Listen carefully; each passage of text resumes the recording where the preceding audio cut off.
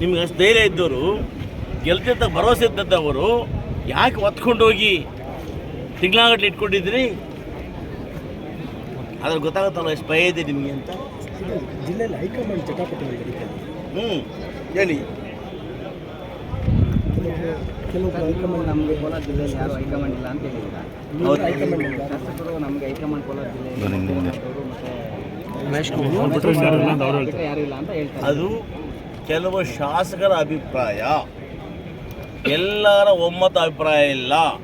ವ್ಯಕ್ತಿಗತವಾಗಿ ಅವ್ರ ಪ್ರೀತಿ ಗೌರವಗಳಿಂದ ಒಬ್ಬ ನಾಯಕರು ಅಂದ್ಕೋಬೋದು, ಅದು ತಪ್ಪು ಅಂತ ಹೇಳೋದಿಲ್ಲ.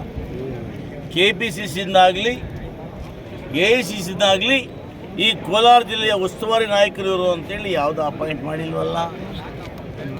ಅವರವರ ಅನುಕೂಲಕ್ಕೆ ತಕ್ಕಂತೆ, ಅವರವರ ಭಾವಕ್ಕೆ ತಕ್ಕಂತೆ ಅವ್ರವ್ರಿಗೆ ಯಾರು ಪ್ರೀತಿ ಇದೆಯೋ ಅವ್ರು ಹೇಳ್ಕೊಬೋದು. ನಿಮ್ಮನ್ನ ಮತ್ತೆ ನಿಮ್ಗೆ ಯಾರು ಆಯ್ಕೆ ಮಾಡಿ ಉಸ್ತುವಾರಿ ಸಚಿವರು ತುಂಬ ಟ್ರೈ ಮಾಡಿದ್ರು ಸರ್, ಯಾಕೆ ಒಪ್ಕೊಂಡಿಲ್ಲ ಸರ್?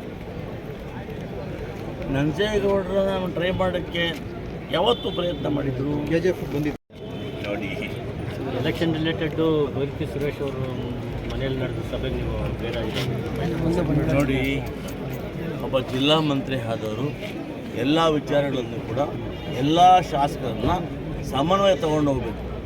ಒಂದು ಕಣ್ಣಿಗೆ ಸುಣ್ಣ, ಒಂದು ಕಣ್ಣಿಗೆ ಬೆಣ್ಣೆ ಇಡಬಾರ್ದು. ಆ ಪರಿಸ್ಥಿತಿಯಿಂದ ಇವತ್ತು ಈ ರೀತಿ ಆಗಿದೆ. ನಮ್ಮನ್ನು ಯಾವುದೂ ಸನ್ಮಾನಕ್ಕೆ ಕರೆದಿಲ್ಲ, ಯಾವ ಸನ್ಮಾನವನ್ನು ಅವ್ರು ಹೇಳಿಲ್ಲ. ಆಯಿತಾ, ನಾವಿವತ್ತು ಚುನಾವಣೆಗೆ ನಿಂತಿದ್ದೇವೆ, ಸ್ಪರ್ಧೆ ಮಾಡಿದ್ದೇವೆ. ನಮ್ಮ ಹೈಕಮಾಂಡ್ ಏನಿದೆ, KPCC ಅಧ್ಯಕ್ಷರಾಗಿರ್ತಕ್ಕಂಥ ಗೌರವದಿಂದ DK ಶಿವಕುಮಾರ್ ಅವರು, ಮುಖ್ಯಮಂತ್ರಿ ಸಿದ್ದರಾಮಯ್ಯನವರು, ಅವ್ರ ಬಳಿ ನಮ್ಮ ಅಹವಾಲು ಹೇಳ್ತೇವೆ. ಅವ್ರು ಏನು ತೀರ್ಮಾನ ಮಾಡ್ತಾರೆ, ಪಕ್ಷ ಏನು ತೀರ್ಮಾನ ಮಾಡುತ್ತೆ, ಅದಕ್ಕೆ ನಾವು ಬದ್ಧರಾಗಿದ್ದೇವೆ. ಸರ್ ಒಂದೇ ರಾಜೀವ್ ಕಾಗೆ ಅವರು ಸರ್ಕಾರದ ಬಗ್ಗೆ ಅಸಮಾಧಾನ, ಯಾವುದು ಅನುದಾನ ಬರ್ತಾ ಇಲ್ಲ ಅಂತ ಮಾತಾಡ್ತೀನಿ ಮುಂದೆ, ಈಗ ಬೇಡ. Thank you.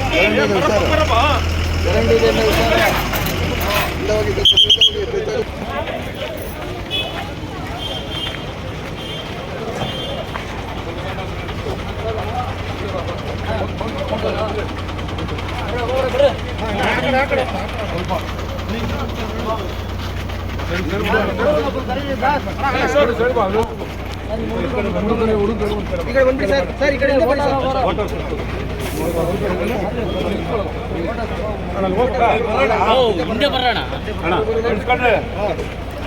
ಎಷ್ಟಿದೆ ಸರ್? 55.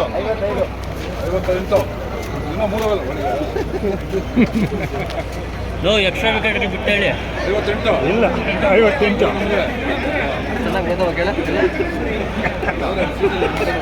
ಚೆನ್ನಾಗಿ ಮೈಸೂರಣ ಸರ್, ಮೇವು ಹಾಕಿದ್ದೀರಾ?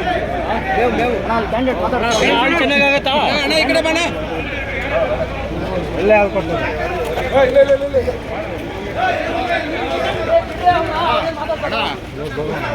ಅವ್ರು ಹೋಗ್ಬಿಡ್ಲಿ ನೋಡ,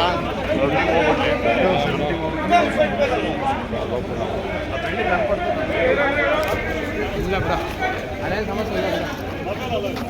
ಎಲ್ಲಿ ಹಿಡಿತಿದ್ದೀರ ಅಷ್ಟೇ ಇಲ್ಲಿಂದ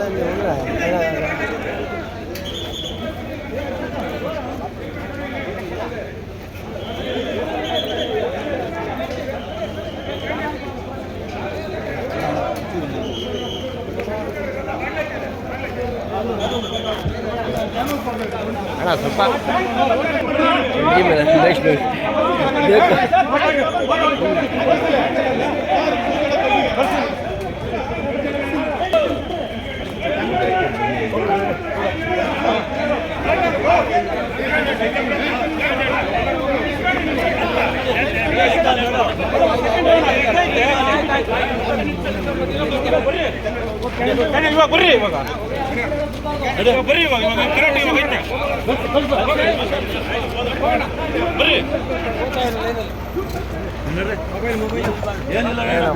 ಡಿಮಾಂಡು ಹಲೋ ನೀವು ಮೆಂಬರ್ ಆಗಿದೆ ನಿಮಗೆ ಡಿಮಾಂಡ್ ಇತ್ತ ನೀವು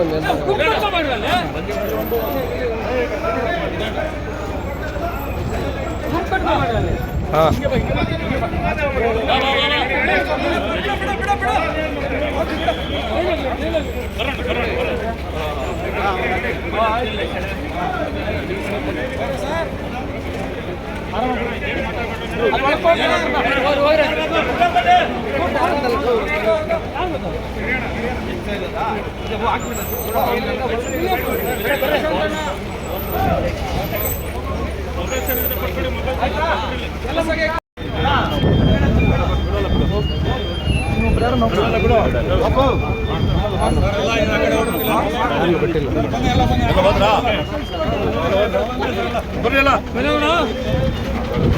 ಎಲ್ಲ ಹಾಲು ಉತ್ಪಾದಕ ಸಹಕಾರ ಸಂಘದ ಅಧ್ಯಕ್ಷರಲ್ಲಿ ವಿನಂತಿ ಮಾಡಿದ್ದೀವಿ.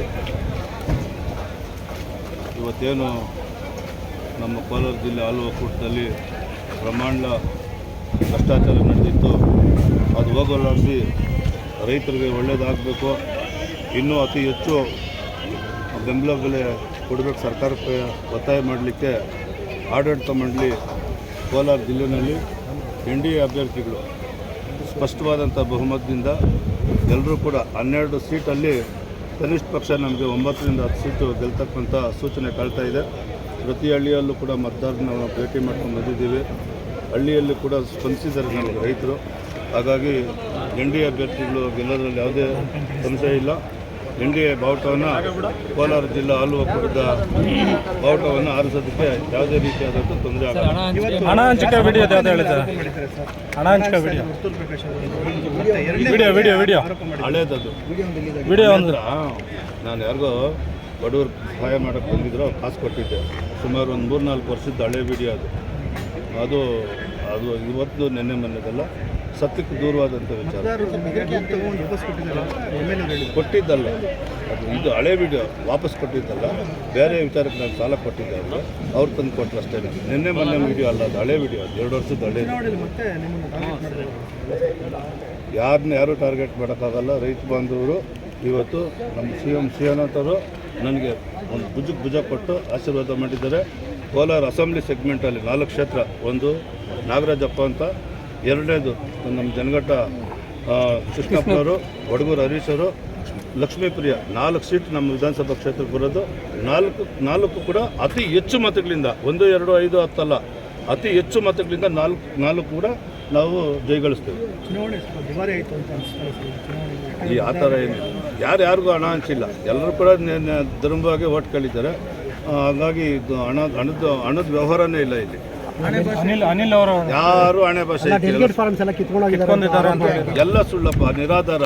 ಯಾರನ್ನ ಆರೋಪ ಮಾಡಿದ್ದಾರ, ಪೊಲೀಸ್ ಸ್ಟೇಷನಲ್ಲಿ ಕಂಪ್ಲೇಂಟ್ ಕೊಟ್ಟಿದ್ದಾರೆ, ವರ್ತೂರು ಪ್ರಕಾಶ್ ಬಂದು ಕಿತ್ಕೊಂಡೋಗಿದ್ದಾರೆ ಅಂತೇಳಿ. ಬಾಯಿಗೆ ಬಂದಂಗೆ ಇವರು ಹುಚ್ಚುಚ್ಚಾಗಿ ಮಾತಾಡೋದು. ಅವರು ದುಡ್ಡು ಕೊಟ್ಟಿಲ್ಲ, ನಾವು ದುಡ್ಡು ಕೊಟ್ಟಿಲ್ಲ, ಯಾರು ದುಡ್ಡು. ಇವಾಗ ಅನ್ಯಾಯ ಆಗ್ತಾ ಇರೋದು ನೀವೇ ಪಾಪ, ಅನ್ಯಾಯ ಆಗ್ತಾ ಇರೋದು ನೀವೇನೆ. ಆಯ್ತಾ ಎಲ್ರಿಗೂ